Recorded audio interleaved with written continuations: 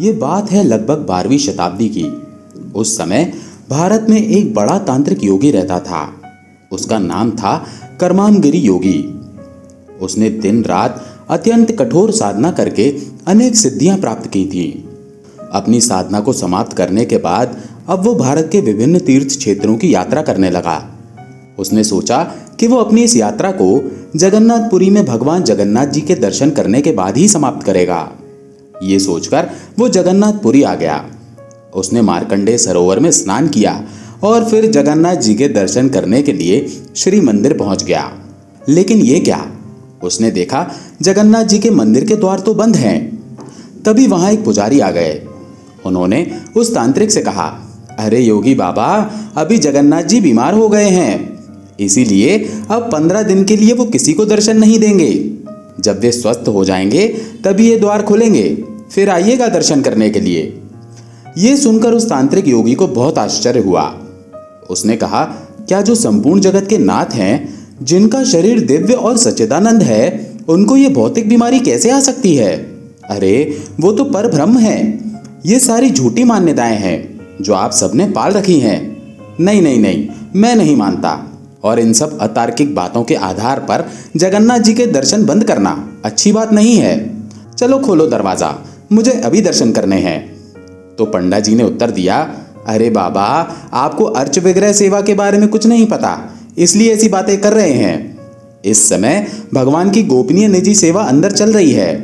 इन 15 दिनों के अनवसर काल में सिर्फ दैतापति पुजारी ही जगन्नाथ जी के पास जाकर उनकी सेवा कर सकते हैं। हाँ, और किसी को अंदर जाने की अनुमति नहीं होती। अगर किसी को जगन्नाथ जी के दर्शन करने हैं तो उसे 15 दिन तक प्रतीक्षा करनी होगी। यही राजा का भी आदेश है और उनकी आज्ञा के बिना हम द्वार नहीं खोल सकते। ये सुनकर कर्मामगिरी ने राजा से मिलने का निर्णय किया। उस समय उड़ीसा में गंगा वंश के राजा कामेश्वर देव का राज्य था। पुरी से 50 मील दूर सारंगगरा में राजा का निवास स्थान था। कर्मामगिरी तो पहुंच गए राजा के पास और उन्होंने राजा से कहा, हे राजन, मैंने अनेक वर्षों तक कठिन तपस्या करके अनेक सिद्धियां अर्जित की हैं और इस समय मैं भारत के पवित्र तीर्थों की यात्रा पर निकला हूं। मेरी इच्छा है कि मैं जगन्नाथ जी के दर्शन करके इस यात्रा को समाप्त करूं। लेकिन आपके कुछ पुजारियों ने मुझे ये कहकर रोक दिया कि इस समय जगन्नाथ जी बीमार हैं, इसलिए उनके द्वार नहीं खुल सकते। हे राजन, मुझे लगता है कि ऐसी तथ्यहीन मान्यताओं के आधार पर किसी को जगन्नाथ जी के दर्शन से वंचित नहीं करना चाहिए। इसीलिए आप कृपया शीघ्र ही द्वार खुलवाएं। ये सुनकर राजा ने कहा, हे योगी बाबा, मैं जगन्नाथ जी के दर्शन के लिए आपकी उत्कंठा को समझ सकता हूं, लेकिन यह सदियों से चली आ रही प्रथा है, इसे मैं कैसे तोड़ सकता हूं? हालांकि सबको पता है कि जगन्नाथ जी बीमार हैं, फिर भी अंदर उनकी विशेष निजी सेवा चल रही है, जहां सिर्फ दैतापति ही जा सकते हैं और किसी को भी वहां जाने की अनुमति नहीं है। राजा की बात सुनकर कर्मामगिरी ने कहा, नहीं नहीं, मुझे विश्वास है कि ऐसी कोई पूजा वूजा अंदर नहीं चल रही है। भले ही सामान्य लोग अंदर नहीं जा सकते, लेकिन मैं अपनी योग शक्ति से अंदर जा सकता हूं और मैं आपको ये बात सिद्ध कर दूंगा कि अंदर ऐसी कोई निजी सेवा नहीं हो रही। आप मेरे साथ पुरी आइए, मैं आपको दिखाता हूं। लेकिन राजा नहीं माने। आखिर अपनी बात को सिद्ध करने के लिए कर्मामगिरी एक बरगद के पेड़ के पास गए और उस पर चढ़ गए। अपनी योग सिद्धि के बल से वे उस पेड़ पर सवार होकर पुरी की ओर उड़ने लगे। ये चमत्कार देखकर राजा ने सोचा, अवश्य ही ये कोई महान तांत्रिक है। इसीलिए राजा भी उनके पीछे अपने घोड़े पर सवार होके पुरी चल पड़े। पुरी मंदिर के पास जाकर कर्मामगिरी ने एक मधुमक्खी का रूप धारण कर लिया और दरवाजे के एक छोटे से छिद्र के माध्यम से अंदर चला गया। अंदर उसने देखा कि अष्टदल का बना हुआ एक मनोहर कमल पुष्प था और उसके ऊपर एक अत्यंत सुंदर स्त्री बैठी हुई थी। उस स्त्री के प्रति कर्मामगिरी को कोई आकर्षण नहीं हुआ, लेकिन क्योंकि वो मधुमक्खी के रूप में था, इसीलिए कमल को देखकर वो आकर्षित हो गया और वो कमल पुष्प के अंदर जाने लगा। जैसे ही वो कमल के अंदर बैठा, वैसे ही कमल पुष्प बंद हो गया और कर्मामगिरी उसमें फंस गया। उसने बाहर निकलने के अनेक प्रयास किए, लेकिन सारे व्यर्थ।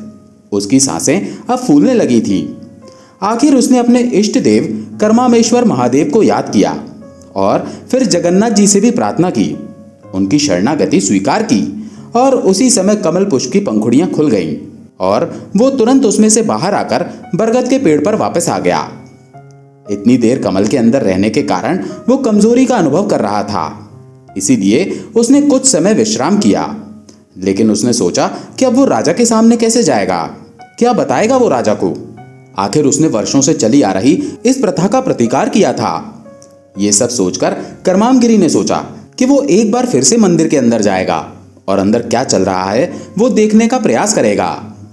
फिर से वो मंदिर के पास आया और अपनी योग सिद्धि से उसने अदृश्य रूप धारण कर लिया, जिसे कोई देख ना सके। जैसे ही दैत्यापति दरवाजा खोलकर अंदर जाने लगे तो करमामगिरी भी अदृश्य रूप में उनके साथ अंदर चला गया।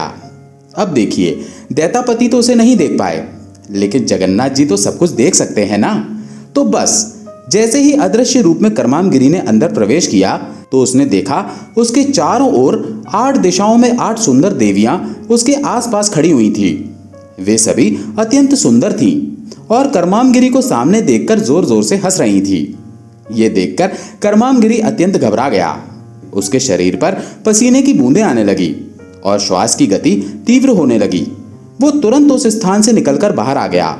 उसने तुरंत राजा के पास जाकर कहा, हे राजन, सच में ये श्री क्षेत्र अत्यंत अद्भुत है। आज मैंने जगन्नाथ जी की लीला को स्वयं अनुभव किया।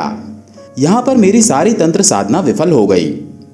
मैं जगन्नाथ जी के अनावसर लीला के रहस्य को ढूंढने चला था, लेकिन इसमें मेरी बुरी तरह से पराजय हुई है। मैं अपनी भूल स्वीकार करता हूँ और आपसे तथा जगन्नाथ जी से अपने अहंकार के लिए क्षमा मांगता हूँ।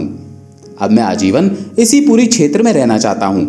कृपया मुझे कोई स्थान प्रदान करिए। इतना कहकर करमामगिरी ने वो सारी घटना राजा को कह सुनाई जो उसने मंदिर के अंदर देखी थी।